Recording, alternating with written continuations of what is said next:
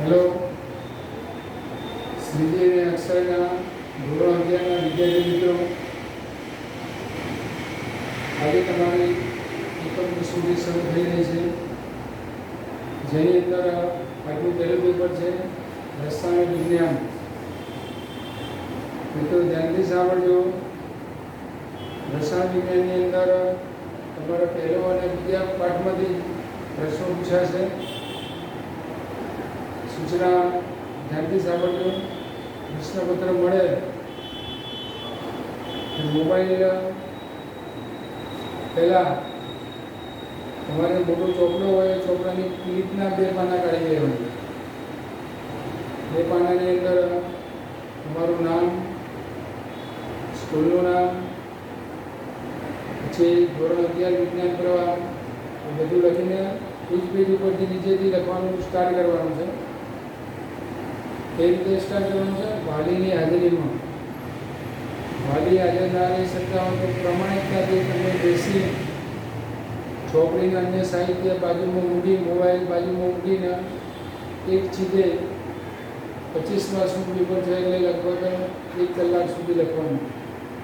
જેટલું આવડે એટલું લખવાનું. એકમ કસોટી છે અને માર્ક્સ તમારી પરીક્ષામાં ગણાશે આમ તો, પરંતુ અત્યાર સુધી આપણે એકમ કસોટી લેતા નહોતા. પહેલી વખત પ્રયોગ છે કે તમે ડીડી વિજ્ઞાનમાં કેટલું વાંચ્યું, હોમ લર્નિંગમાં કેટલું વાંચ્યું, અમે જે લેસન મૂકીએ છીએ, લેક્ચર લઈએ છીએ, એમાંથી તમે કેટલું વાંચ્યું, એના સર્વગ્રાહી મૂલ્યાંકન તરીકે તમારે આ ટેસ્ટ લેવાનો છે.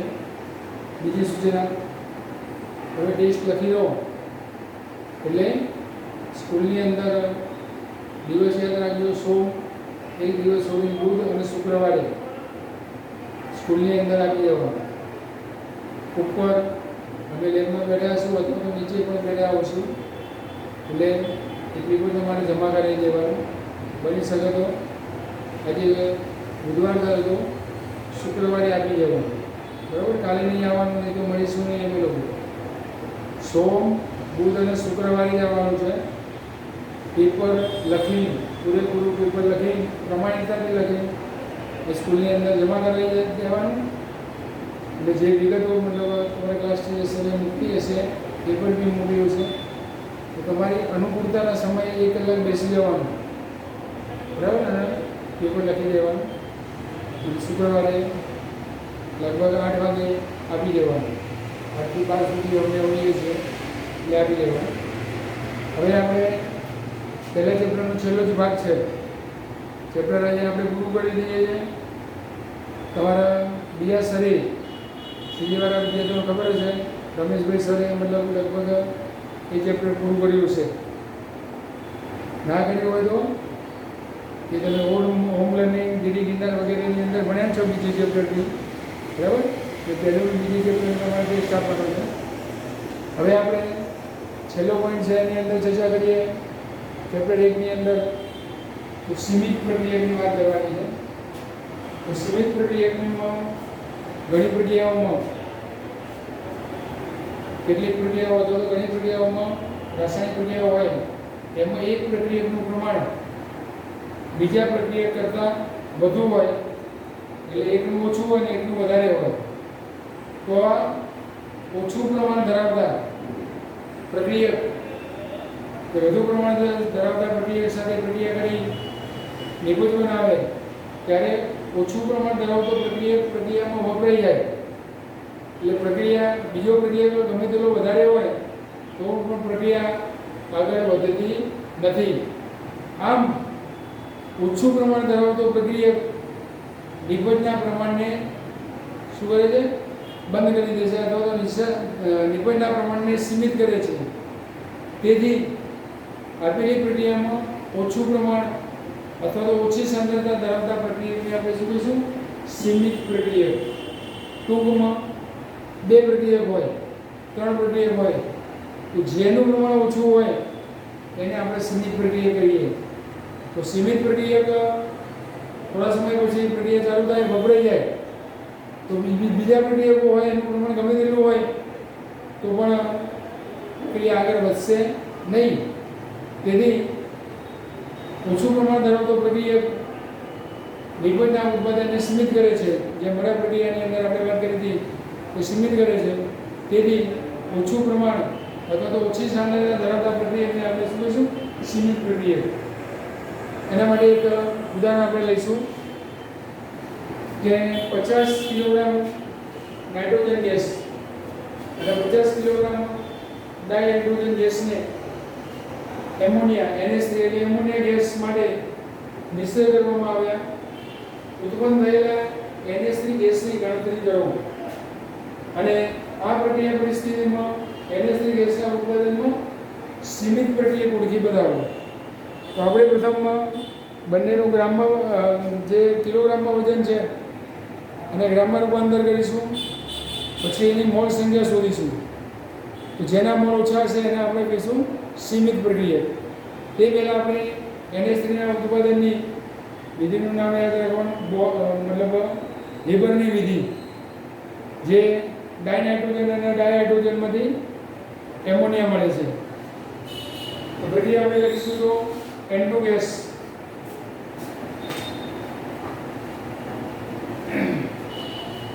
N2 ગેસ આપણે વાત કરેલી વાયુ સ્વરૂપમાં ગેસ, પછી પ્રવાહી હોતો L, ઘન હોતો એ સોલિડ ઉપરથી S આવે.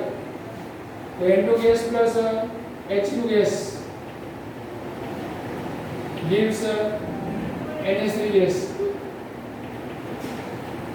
આ પ્રક્રિયાની અંદર શું કહેવાય? ડાયનાઇટ્રોજન ડાયહાઇડ્રોજન આપણા પ્રક્રિયા કહેવાય અને એમોનિયા નિકોજ કહેવાય. આપણે રાસાયણિક સમીકરણ સંતુલિત કરવું પડે. તો સંતુલિત કરવા માટે નાઇટ્રોજનના બે પરમાણુ, તો અહીંયા શું લખીશું? 2. નાઇટ્રોજન 2 થઈ ગયા. પરંતુ 2 NH3 કરતા હાઇડ્રોજનની સંખ્યા કેટલી થશે? પરંતુ 6. તો 6 કરવા માટે મતલબ શું થાય? 3. એટલે કે મોલની દ્રષ્ટિએ આપણે સમીકરણ લખતા તો એક રીતે ગુણાંક મળે તો 1 મોલ ડાયનાઇટ્રોજન અને 3 મોલ ડાયહાઇડ્રોજન વચ્ચેની પ્રક્રિયા થઈ યોગ્ય તાપમાને દબાણ પ્રક્રિયા કરતા 2 મોલ એમોનિયા વાયુ સ્વરૂપે મળે છે. એ બની વિધિ છે. નિશ્ચિત તાપમાન દબાણ વગેરેની ચર્ચા આપણે આગળ કરીશું. તો આ પ્રક્રિયાની અંદર 50 કિલોગ્રામ N2 છે. તો અહીંયા આપણે લખીશું N2 ના મોલ બરાબર N2 ગેસ લખી શકાય. ગેસના મોલ બરાબર શું આવશે સૂત્રની અંદર? G/m W એટલે એનું દળ અને નીચે આવશે મોલર દળ. તો 50 કિલોગ્રામનું આપણે ગ્રામમાં રૂપાંતર કરવાનું છે. તો 1 કિલોગ્રામ બરાબર 1000 ગ્રામ. નીચે NH3 ની મોલારિટી N2 ની નું અણુ છે એટલે આણ્વીય દળ. બે નાઇટ્રોજન આપણે યાદ કરવાનું 14. 14 શું આવે? 28 આવે. તો 28 બરાબર કેલ્ક્યુલેટરથી ગણતરી કરવાની છે. આપણે કેલ્ક્યુલેટર નથી એટલે સીધો જવાબ લખીશું તો એનો જવાબ આવશે 4.96 10 ની ઘાત 3. 4.96 10 ની ઘાત 4.96 હાઇડ્રોજન છે. નાઇટ્રોજન છે 17.86 10 ની ઘાત 2. 17.86 into 10 ની ઘાત 2. પછી એ રીતે હાઇડ્રોજનના મોલ ડાયહાઇડ્રોજન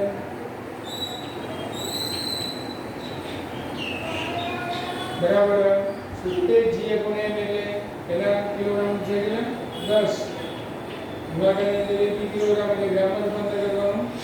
નીચે ડાયહાઇડ્રોજનનો મતલબ બરાબર આમ તો 2.016 અથવા 2 લખો તો બી ચાલે. એટલે 2.016 લખ્યું છે.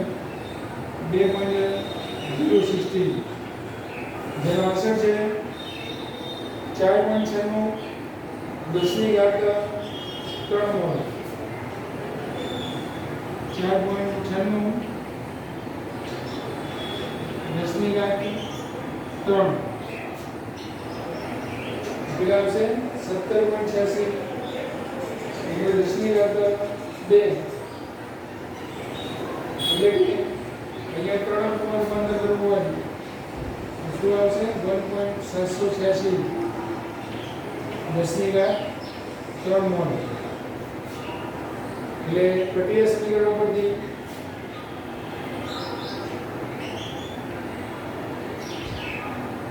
પરથી कितने 1 मोल N2 गैस में N2 गैस માટે સાથે 1 મોલ કઈ બનાવો તો શું લેવાનું 1 મોલ કેટલા મોલ મળે 3 મોલ H2 વાયુ therefore આપણે નાઇટ્રોજનના મોલ કેટલા છે 1.786 into 10 ની ઘાત 3 મોલ N2 બરાબર 3 સાથે ભાગાકાર કરવાનો 1.786 into 10 ની ઘાત 3 3 વડે ગુણાકાર કરીએ તો 5.36 into 10 ની ઘાત 3 મોલ શું આવે H2 વાયુનો ઉપયોગ કરવામાં આવે તો 3.36 10 ની ઘાત 3 જ્યારે હાઇડ્રોજનના આપણા વાસ્તવિક મોલ કેટલા આવે 10 ગ્રામના 10 કિલોગ્રામના 4.96 10 ની ઘાત 3 જ્યારે આ કેટલા છે 5.36 10 ની ઘાત 3 પ્રક્રિયા સમીકરણ પરથી નાઇટ્રોજનના મોલ સાથે આવે એટલે કે અહીંયા કુલ મોલ હાઇડ્રોજનના જે મોલ આવે એના કરતાં 10 કિલોગ્રામ હાઇડ્રોજનના મોલની સંખ્યા ઓછી છે તેથી NH3 ના ઉત્પાદનની અંદર સીમિત પ્રક્રિયા કેટલો હશે ડાયહાઇડ્રોજન આવે હવે આપણે સીમિત પ્રક્રિયા એટલે ડાયહાઇડ્રોજન આવે ડાયહાઇડ્રોજન તો આપણે વાત કરેલી તો સીમિત પ્રક્રિયા એક વખત રોકાઈ જાય પછી પ્રક્રિયા બીજા પ્રક્રિયાનું પ્રમાણ ધીમે ધીમે વધારે હોય પ્રક્રિયા આગળ થશે નહીં એટલે કે જેટલા મોલ NH3 હોય એટલા જ મોલ એમોનિયાના ઉત્પન્ન થાય NH3 એટલે હાઇડ્રોજન જેટલા મોલ એટલા જ NH3 ઉત્પન્ન થાય પરંતુ પ્રક્રિયા સમીકરણો બધી 1 મોલ હાઇડ્રોજનમાંથી કેટલા 2 મોલ NH3 બની जो ये 1 मोल सॉरी 3 मोल हाइड्रोजन में 2 मोल एमोनिया बने तो આપણે સીમિત પ્રક્રિયાના ઓછા મોલ સંખ્યા આપણે જો લેવાનું તો લેવાના 4.96 into 10 ની ઘાત 3 મોલ H2 માંથી કેટલા તો બરાબર શું આવશે 4.96 ગુણાકારની અંદર 10 ની ઘાત 3 ગુણાકારમાં 2 ભાગાકારની અંદર કેટલા આવશે 3 એટલે કે એનું જે મતલબ દળ આવશે મોલ સંખ્યા આવશે 3.30 10 ની ઘાત 3 મોલ 3.30 10 ની ઘાત 3 મોલ શું મળશે NH3 તો NH3 ની ગણતરી કરો એટલે કે NH3 નું ગ્રામમાં વજન શોધવાનું છે તો NH3 ગ્રામમાં વજન એટલે આપણે કહીશું દળ મોલ બરાબર શું હતું G/m તો ગ્રામમાં વજન શોધવું હોય તો એના મોલ બરાબરની અંદર એની મોલારિટી આવે સોરી મોલ બરાબર આવે તો મોલ આવે 3.30 10 ની ઘાત 3 નાઇટ્રોજન નું 14 અને 3 હાઇડ્રોજન નું 15 16 ને 17 એટલે કેટલું હશે 17 એટલે ગુણાકાર નાખો તો લગભગ 17 તરીકે આપણે ઉદાહરણ કરીને લગભગ 5.61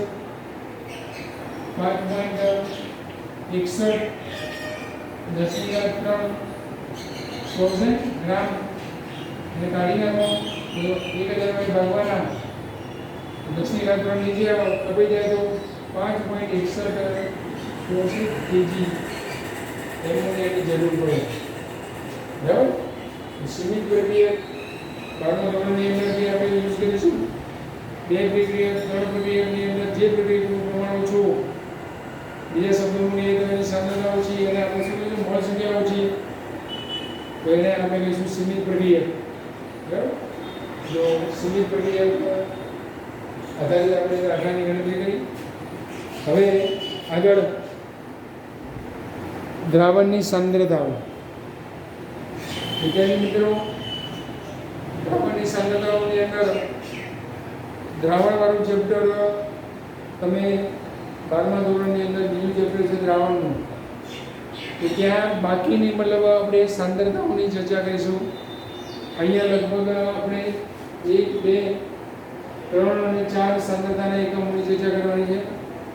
બાકી ફોર્માલિટી છે, પછી એના pH એટલે પાર્ટ્સ પર મિલિયન, પછી દળથી ટકાની બદલે આપણે દળથી ટકાવાળી હતી એના બદલે કદથી ટકાવાળી, કદની ટકાવાળી, એ બધા એકમોની રીતે આપણે 12મા ધોરણમાં કરીશું. ત્યારે આ એકમોની જરૂર પડશે. અન્ય થિયરીઓની અંદર પણ આ એકમોની જરૂર પડશે.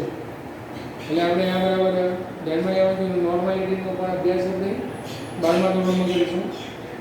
બીજી વાત, દ્રાવણનો સામાન્ય કાર્ય. તો દ્રાવણની અંદર ધારો કે આપણે ખાંડનું પાણીમાં દ્રાવણ બનાવીએ તો સ્વાભાવિક છે કે ગ્લાસની અંદર પાણી લઈએ વધારે અને એની અંદર થોડી ખાંડ નાખીએ તો પાણીનું પ્રમાણ વધારે, ખાંડનું પ્રમાણ ઓછું, તો દ્રાવક તરીકે પાણી છે એટલે ખાંડનું જલીય દ્રાવણ કહેવાય. જેની અંદર ઓછું પ્રમાણ હોય એને દ્રાવ્ય કહેવાય, ખાંડ દ્રાવ્ય કહેવાય. પાણીનું પ્રમાણ વધારે એટલે દ્રાવક કહેવાય. બંનેના દળની ગણતરી કરીએ તો બંનેના દળ માટે દ્રાવણનું દળ શોધવું હોય તો દ્રાવ્ય અને દ્રાવક બંનેના દળનો સરવાળો કરવો પડે. કેમ કે દ્રાવ્ય અને દ્રાવક મળીને મતલબ દ્રાવણ બને. એટલે ધ્યાનમાં રાખીશું આપણે. હવે આપણે દ્રાવણની સાંદ્રતાનો પ્રથમ એકમની વાત કરીએ છીએ, જે છે દળથી ટકાવારી. તો આપણે દાખલાની ગણતરીમાં દળથી ટકાવારીનું ફક્ત સૂત્ર યાદ રાખવાનું છે. દળથી ટકાવારી બરાબર દ્રાવ્યનું દળ નીચે દ્રાવણનું દળ. બંનેની એકમ કિલોગ્રામ તો કિલોગ્રામ લઈ શકો તમે. જનરલી આપણે ગ્રામમાં લેવાનું, એટલે કે દ્રાવ્યનું દળ ઓછું હશે, નીચે દ્રાવણનું દળ વધારે હશે. ગુણાકારની અંદર ટકાવારી છે એટલે 100 વડે ગુણ્યા કાઢવાના. જેની અંદર દાખલો આપ્યો છે કે પદાર્થના 2 ગ્રામને પેલા 18 ગ્રામ 188 નથી પરંતુ 18 ગ્રામ પાણી ઉમેરી દ્રાવણ બનાવવામાં આવે છે તો દ્રાવ્યના દળ ગણો. તો પાણી આપણે વાત કરીએ એ પ્રમાણે દ્રાવક કહેવાય, પદાર્થ એ દ્રાવ્ય કહેવાય. એટલે આપણે શોધવાનું દ્રાવણનું દળ બરાબર પદાર્થ દ્રાવ્યનું દળ કેટલું, પદાર્થ એ દ્રાવ્ય છે, ઉમેર્યું છે 18 ગ્રામ પાણીમાં. પાણીનું મતલબ 18 19 ના 20 ગ્રામ દ્રાવણનું દળ થયું. કેન્દ્રીય સૂત્રની અંદર દ્રાવણનું દળ લેવાનું છે. તો દળમાં ખાસ ધ્યાન રાખવાનું દ્રાવ્ય અને દ્રાવકના દળનો સરવાળો કરવાનો. હવે દળ ટકા બરાબર સૂત્ર લખીએ તો એનું દળ ગુણાકારની અંદર 100 મતલબ એના દ્રાવણનું દળ, એનું એટલે એનું ખુદનું દળ જે આવશે 2 ગ્રામ × 100 ભાગાકારની અંદર 100 20 2 કપીએ જે શું આવે દર ટકા આવશે 10%. ઓકે. હવે બીજી મતલબ વ્યાખ્યા છે દ્રાવણની સાંદ્રતાની મોલ અંશ. તો દ્રાવણની અંદર એક કરતાં વધારે ઘટકો હોય એટલે દ્રાવક એક હોય, દ્રાવ્ય 2 હોય. જેમ કે ઘરે તમે લીંબુનો શરબત બનાવો તો એની અંદર ખાંડ નાખો, મીઠું નાખો, લીંબુનો શરબત બધું પાણીમાં દ્રાવ્ય. તો ખાંડ થયું, મીઠું થયું, લીંબુનો રસ એ બધું શું કહેવાય? દ્રાવ્ય કહેવાય. પાણી વધારે છે દ્રાવક કહેવાય. ત્યારે કહેવાનો મતલબ એ છે કે દ્રાવણમાં એક કરતાં વધુ ઘટકો હોય તો જે તે ઘટકના મોલ અંશ એટલે તે જ ઘટકના મોલ અને દ્રાવણમાં રહેલા કુલ ઘટકોની મોલ સંખ્યાના ગુણોત્તરને મોલ અંશ કહેવાય. જેમ કે આપણે બે ઘટક A અને B લઈએ સામાન્ય, તો ઘટક A ને મતલબ આપણે B માં ઉગાડેલો તો તેમના મોલ અંશ મોલ લઈ લઈએ. એના મતલબ મોલ આપણે N લઈએ તો Na, B ના મોલ શું આવશે? Nb. તો ઘટક A ના મોલ અંશ બરાબર વ્યાખ્યા પ્રમાણે શું આવો? A ના મોલ ભાગાકારની અંદર દ્રાવણમાં કુલ મોલ સંખ્યા. તેના મોલ આપણે ઉપર લીધા Na, કુલ મોલ સંખ્યા બંનેનો સરવાળો Na Nb. આ બંનેનો ગુણોત્તર એટલે એના મોલ અંશ. તે જ પ્રમાણે B ના મોલ અંશ બરાબર Nb Na Nb આવે. બરાબર. અને બીજું એ છે કે દરેકનો જેટલા બી ઘટક હોય એ ઘટકના મોલ અંશનો તમે સરવાળો કરો તો હંમેશા એક જ આવશે. એટલે એકના શોધીને એકમાંથી બાદ કરી દો તો બી બીજા ઘટકના મોલ અંશ મળે. ઓકે. હવે ત્રીજી વ્યાખ્યા છે મોલારિટી. મોલારિટી દ્રાવણની સાંદ્રતાનો એક મહત્વનો એકમ છે. જનરલી મતલબ દ્રાવણોની સાંદ્રતા મોલારિટીમાં દર્શાવવામાં આવે તો એની વ્યાખ્યા છે કે 1 લિટર દ્રાવણમાં રહેલા દ્રવ્યની મોલ સંખ્યાની, એટલે ઉપર મોલ સંખ્યા આવશે દ્રવ્યની, નીચે દ્રાવણનું કદ લીટરમાં આવશે, જેને આપણે સંજ્ઞા તરીકે કેપિટલ M દર્શાવીએ, સ્મોલ m અલગ આવશે. તો મોલારિટી n બરાબર દ્રવ્યના મોલ, જે ઓછું પ્રમાણ છે એ દ્રવ્યના મોલ, નીચે બોલવું આવશે દ્રાવણનું કદ. એ કદની અંદર મિલીગ્રામમાં વજન આવે, કદ આવે એટલે કદનું કદ જ રાખવાનું.